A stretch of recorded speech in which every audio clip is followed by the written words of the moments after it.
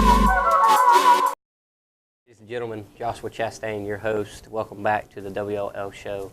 This is We Love Lawrence. I am in Clinton today, South Carolina, in our beautiful county of Lawrence.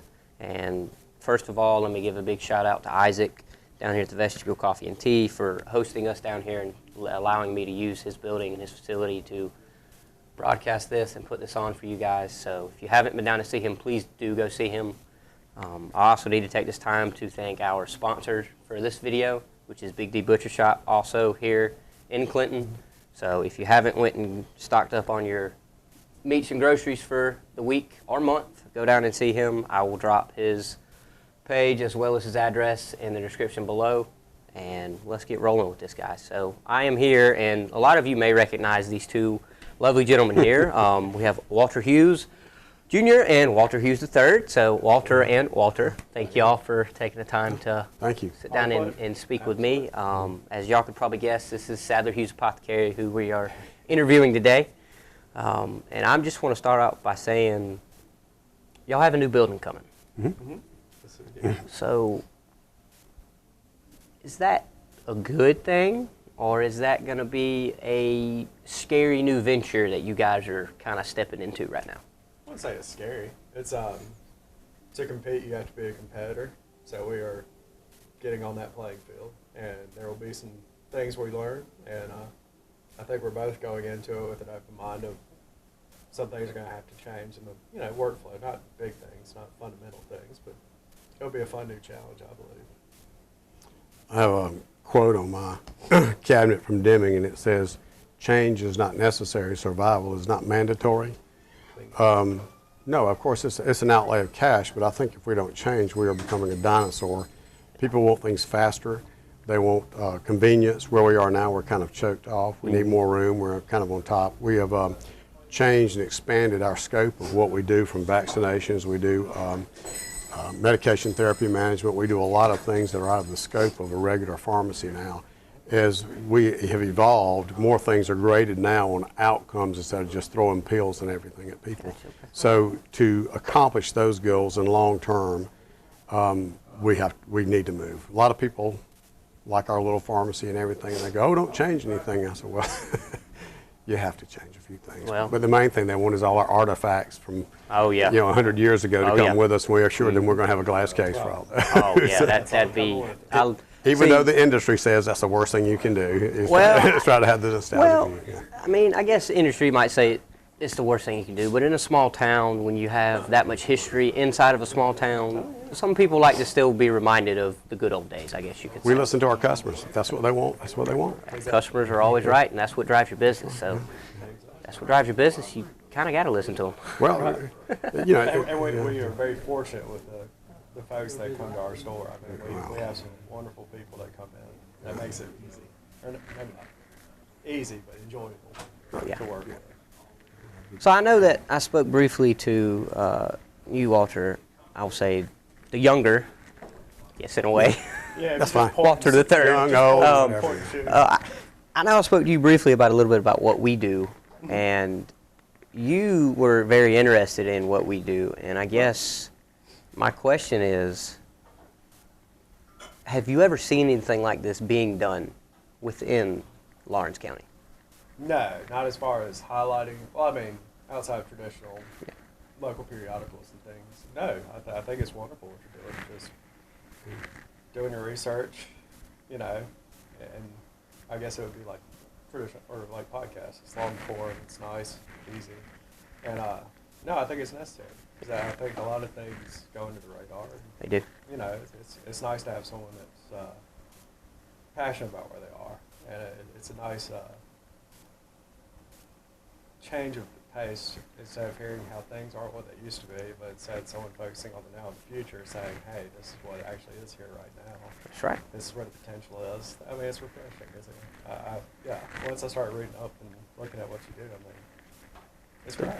The growth is coming, and I wanted to be ahead of that growth to be able to showcase that Lawrence County has a lot more to offer than, I don't know, say arrest report. Right. every evening that people go and look at. And I know that, I don't mean that in any disrespect to those that put that out there, but I want people to see the positive side of Lawrence. Lawrence has gotten a pretty negative name as a whole over the course of history, and it's time for folks to see that we have some really awesome businesses, people that can offer a lot of things, and one of which is you guys. And along those lines is, the medical equipment you guys supply and the service even that you guys supply is a very necessary thing. How has that changed? Well, one thing for moving is we just have a limited space. So we'll be able to carry more durable medical equipment, which is one thing. We saw a lot of braces, we saw a lot of walkers, wheelchairs. We don't build Medicare and Medicaid anymore just due to it's a long process, but the government mainly decided they just wanted the big players in that. And that's fine because most of a lot of it's not covered and it can be inflated in price. So we just try to offer that at a reasonable price. And most people need that immediately anyway and can't wait for a lot of paperwork on that. As I said, the other things expanded, just business has gotten, it's just, we are very fortunate. When I bought this business, somebody told me Clinton Mills, Witten Center, and everything was going, and Torrington would be gone in 10 years. I would have really been a little hesitant. But we have adjusted. We have a incredible loyal following of customers. We have, I guess, third and fourth generation customers. And definitely a shout out to the staff. We have incredible people to work with. Nobody works for us. We all work with each other. They bring ideas and they are ownerships in the business. I mean, they go the extra mile. We have great people working for us. We are very fortunate. I've had, pharmacists call from chains and they get treated bad, they get treated horribly, and the customers are mean to them, and we're like, no, we don't have that problem. Do we sometimes have an oversight or drug shortages or inability to gather things and we don't communicate with the patient? Yes, things get overlooked in a busy day. And all we can do is apologize. It is sometimes drug channels now are not as efficient as they used to be. There are shortages which people probably don't know about. And all we do is clamor around and scout around and try to do the best we can to get people what they need. I like it. So, 102 years in business. 102 years. That is a feat in itself, especially in a small town. Yeah, reading up on it, there was a lot of especially during the Great Depression, there was a lot of luck involved. And, what you say? Oh, yeah. Hard work. Yeah. There was definitely Perseverance. Yeah, I was reading through I guess it would be great-grandfather? Yeah. I was reading through what he was, he kept the journals and everything. And he started World War I as a machine gunner and then came back and opened the store. And, during the worst of the Great Depression, he said on a good day he had 2 people come in, and one of them asked where the dentist was. Yeah. So, there's a sort of a lot of luck, and I think what Dad was saying about just listening to your customers and, being fair on everything, just being fair on price, fair on service, not being fair on service, but good at credit and service, and, adapt. Communication. It's communication with your customers too. Most people just want to be taken care of. Oh yeah, they do, and they want to be recognized, and they deserve that in every business. Getting back to what you were saying about your podcast, I think there's a lot of people that just don't know what is in Lawrence County. You can get a ton of stuff without leaving this area. Oh yeah. And we're like everyone else. If we can't find it here, then we can't find it in our distributors. Of course, we have to go to Amazon also. But that is not a knee-jerk reaction with us in our business or personal lives. That is a necessary action. And then if we can still get it in Greenville, and we're going to Greenville that week, we'll try to pick it up there. But as far as, I think people need to realize that who drops your tax dollars in this community? Oh yeah. And you might think you're saving 50 cents, $1, or $10, but if that place goes out of business, you make up for that lost revenue and taxes. You make up for those people not having jobs. You make up for the loss of those customers. So if you're doing business in this town, you probably need to be doing business with this town. I completely agree. And that is, I've noticed that trend with a lot of places I've talked to. A lot of them get as much as they can. They get as local as they can. I mean, they try tooth and nail to get local almost everything. Yeah. And I'll knock out all my Christmas shopping Yeah. Oh, yeah. right here. Oh, I'm gonna knock all mine out. Yeah. You know, Black Friday, Small Business Saturday. Yeah. there you I'll be down here on Main Street. I'll be on the square in Lawrence. I mean, I will. That is where I'm gonna knock out my Christmas shopping because Yeah. I can. Oh, and side note, Tuesday is when they're doing some sales. I know Gotcha. Emma Jane's is. Didn't Lisa say something about That that? might be the Christmas tree lighting. Because I know day. that the Small Business Saturday is Clemson, Carolina. So Yeah. I think they're doing it Tuesday. Yeah. before. Yeah, check that Gotcha. out. Check that out. And make sure. I think it'll be open till 9 o'clock downtown, so Yeah, that'd be that's good. I will Yeah. definitely make Yeah. sure to check that out. Thank It'll you. be good. Yeah. But- So, history-wise, what are some of the changes within the community? You know, some of the growth, some of the. I mean, obviously, it didn't look like this Yeah. No. when you were growing up. Obviously, it didn't. No. Well, everything was locally owned growing up in this town. I was born and raised here. Left to go to college. Came back and left to go to Charleston with my wife. Finish up her studies. And then one day she just said, "We're moving back to Clinton." And I'll have to admit, I was like, "Whoa, whoa, whoa, whoa!" You know, let's think about this. Charleston's kind of nice, you know, and everything. But once we moved back in 6 months, I was like, "This is great. This is wonderful. People take care of you. People know you. I mean, your kids are safe. You know, and what something goes wrong, everything's good." The demographics have definitely changed. As far as probably, I've not looked at that. I would imagine average income as a historical portion has probably dropped a little bit It has. for the town. But believe it or not, as far as our business has gone, it's gone from more of a cash pay out front to where probably 94%, 95, maybe more than that, percent is paid by some other entity. Oh, yeah. So we have had to adapt to working with those, which we can get into later, of our associations with and friendships throughout the years of people we've known and band together to form our buying groups and everything like that. But as far as the community changing, the people haven't changed. They're just as nice and loyal and know each other. It is great to see somebody in this day and age come into your pharmacy, get what they need, and you look up 20 minutes later and they're out in front of the store talking. They've got time for that. Yeah. They you know, and it's kind of a gathering place like this would be for Isaac. People come in and get a cup of coffee, but it's more of it's just as much a social gathering. And but yeah, and who knows what the future holds? Because it wasn't but 31 years ago when we brought the first computer system in here, and now we swap computers like shoes. Yep. Yeah, and we have to stay up on the technology and what our different entities we can buy. We were more in-housed back then, and what we did was our reality. And we could change our reality. Our competition was a couple of blocks away. And today and age, your competition can be anywhere. Your competition can be from a government entity that favors one business over another. Or, excuse me, that would be wrong. They privatize it with government money. The privatizer uses their money, your taxpayer dollars, to pick one winner over somebody else, which I do not believe that is the way to do things. I don't think that was the intention of it, but it is what it is. That's how you have to adapt. So we form alliances with buying groups and things like that that can be all over the country, which allows us to, it would be impossible to now to do your contracting, keep up with your cash flow, make sure you're getting paid, make sure you're getting treated fairly, make sure you're protected from all the regulations and everything. Every 30 days, if we didn't have these things, we would have to go in and check everyone for Medicare problems. Now we have companies that do that automatically for us to keep us compliant, which allows us to do what we do. Right.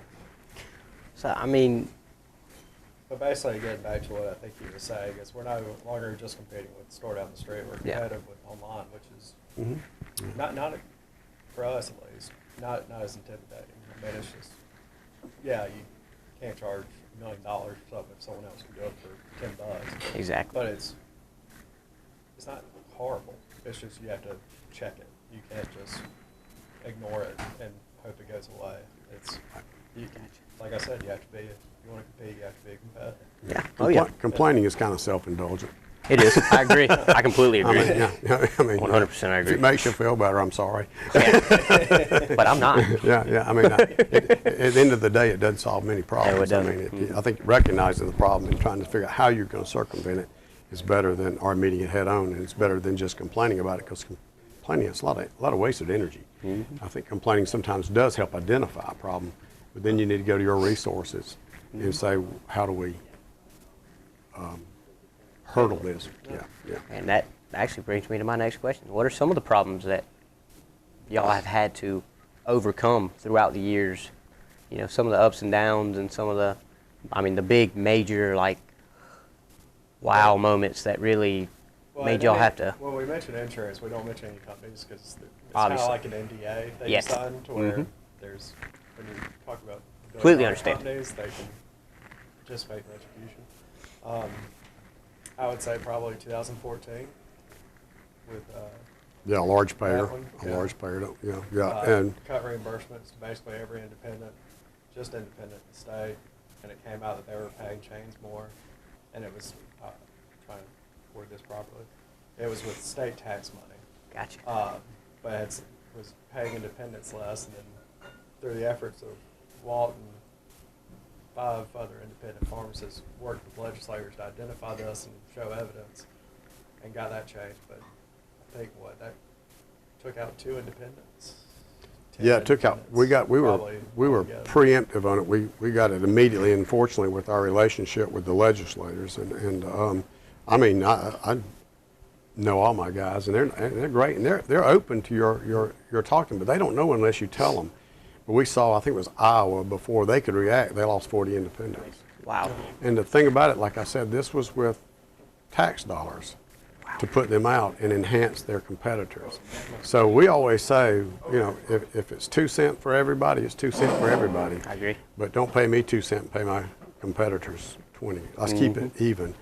Things are changing in the pharmacy field, as you say. A lot of these companies now are going with more quality measures, or whatever you want to call them, compliance scores, and they're going to start seeing how you do your outcomes.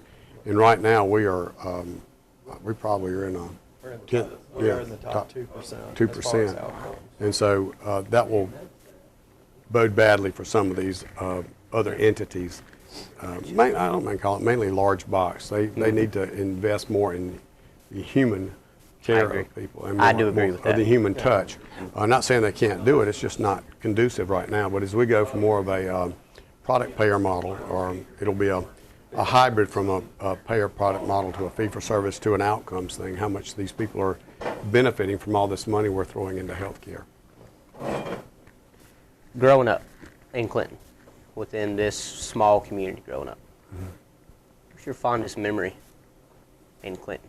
Clinton? Maybe you take that one first. Yeah, both of y'all. Well, you'd wake up and you'd just go play in the creek for about 8 hours, and then you'd come home, or you'd wake up, or you could ride your bike over here to Earl's Easy Mart or Drusilla's and get a snow joe.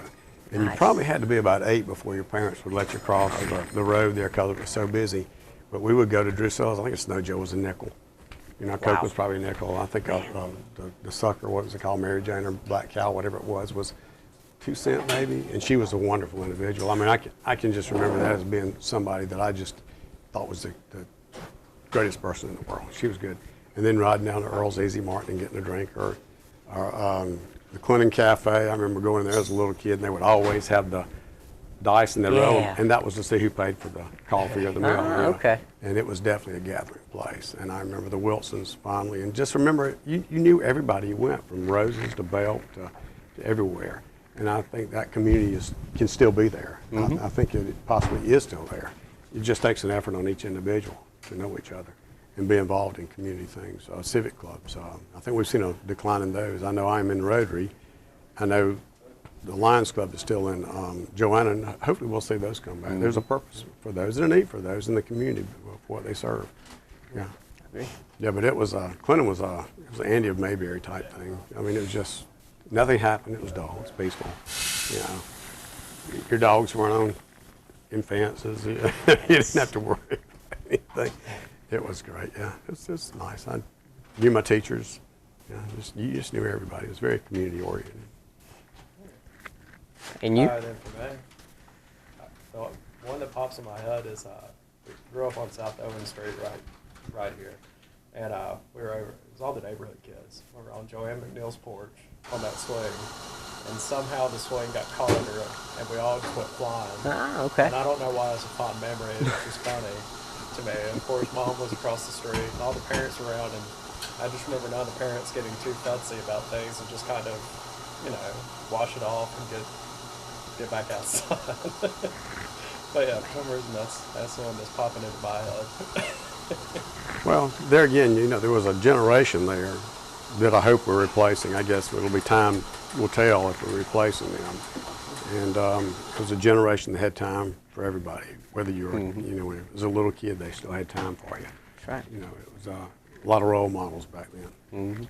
Oh yeah, like Mr. McNeil and his Yeah, truck yes, and his yeah, art and yeah, everything. yeah, just Absolutely. Great people. There's some characters still running. Oh yeah, yeah, there are. Now, going back to, as you said, I mean, literally a few minutes ago, the community-wise, how involved are y'all, and how involved is the business in the community and giving back? So, I mean, we're both part of Rotary. Yeah, we are that. And I think I'd have to ask Sandra, the bookkeeper, I think we supported in some way, shape, or form 42 different things last year, 40-something. Wow. Years ago, we started, if it's a bad year, I guess, because we still do it. Everything fluctuates, but what we do is we, every year we have a list of, I think it's 10 or 12 entities, and I can't even tell you what they all are, but they are nonprofits, and they are based in Lawrence County. And what we do is we'll have a young child come in, and he'll draw one out of here, and it'll be the day of the month. Gotcha. And then he'll draw over here, and it'll be the percentage of sales. Okay. And then we just take those, and we just multiply what the sales were that day, and we make a donation to them.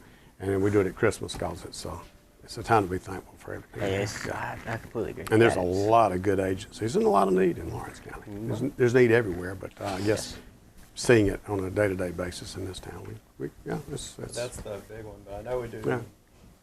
the Booster Club. Oh yeah, we do a lot of Yeah, things. we do. Lawrence, like I said, you don't want to name them because you leave some out, but Right, yeah. Run Like a Man, and a lot of these are near and dear to us because we knew some of the people. Like Run Like a Man, we knew Tim, and what a great job they have done with raising funds to help people in need with the cancer. And then what about personally? Yeah, well, that'd be all the other stuff. Yeah, we support a lot of stuff personally. Yeah. I mean, but we do it through the pharmacy. There's a lot of good causes in this town. There are. And it's somebody said one time, and I'm just repeating it. Said, and we've used that before. Are you a part of the community, or you just have a brick and mortar presence here? And I think that's very important because when you look at, say, a business downtown, and they support 20 organizations or whatever, and you're going somewhere that doesn't support any, well, you're kind of voting with your dollars, and you're also limiting them in what they can do. Because I think most independent businesses are pretty charitable. I think they realize where their money's coming from. We realize where ours comes from. It's just like we say, we just hold it. Somebody else is paying you. We just get to hold it. I'm involved with the Roof. It's named after my grandfather, but the Roof is Sadler Tennis Foundation, which is to help get kids that maybe don't have the opportunity to get rackets in their hands and some coaching and get them playing. And then just recently got the, I'm trying to remember how it's called, the Capital Project Sales Tax Commission. Yeah, I was actually, I was at that county council meeting. Okay, I saw that. Yeah, I was.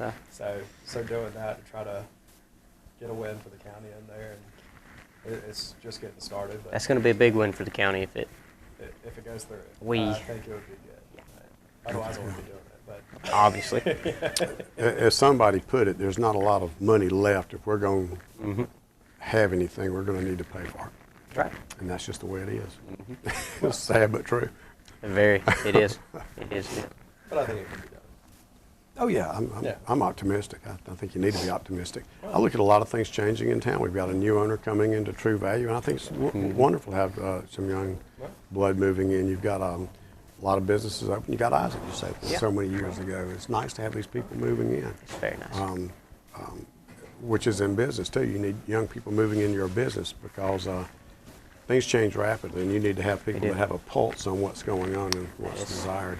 Need people to stay with the times. Yes. Get ahead of those times so they know what's coming, so they can adjust their either business model or business portfolio to match what is coming so they can be successful. Otherwise, you're going to see a whole bunch of boarded up windows and closed doors, and that's going to be a very depressing sign because I already see that enough as it is.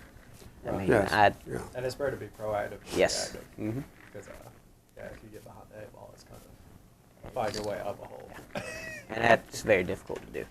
Yeah, and there are businesses that in our industry, there are businesses that due to their mix of insurance payers, you know, they might have a ton of business, but they're going out of business because of their payers being horrible.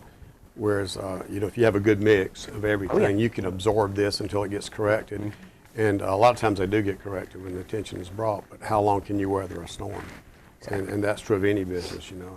In recession things, businesses that are prone, more sensitive to recessions and everything else, how long can they sit out something like that? And, you know, you just have to, you know, I tell everybody, I used to see things coming a year ago, and then it was 6 months, and then you can see it coming 3 months. Now you get blindsided. Oh, yeah. Things just happen so quickly that you can't even see market forces in action in our industry. Drug prices fluctuate. We used to know what we would pay for drugs. Now we can ballpark it, but we really don't have a hard grasp on what we're paying. We have to rely on our, what they call a PSAO, Pharmacy Service Agreement Organization, or our buying group, and they track this, and they rebate and true ups and everything else. So the whole payment model is frustrating, especially for me, because I used to know if I had this and I was making this, I could budget for that. Yeah. And now all of a sudden your finances in the business go like this because of these newfangled ways of payments.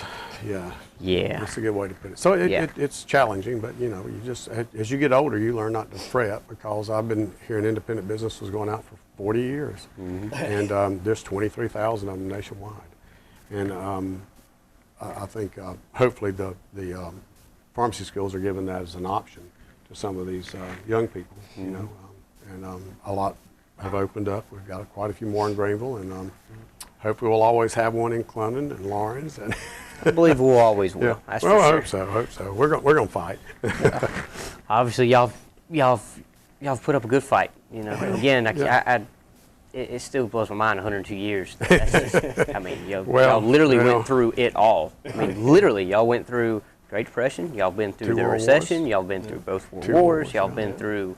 I mean, and y'all are still here standing and still not strong. Us personally, we're not that But old. no, well, man, I want to say, man, what do you do? I need to look that young. Well, when you mention that, what we have persevered, I only say persevere, what we have, the challenges we've overcome are minor compared to what they did. I mean, they went through times of have not. Oh, yeah. You know, there's always been some challenges, but we have not gone through a time now where there's just, everybody has not.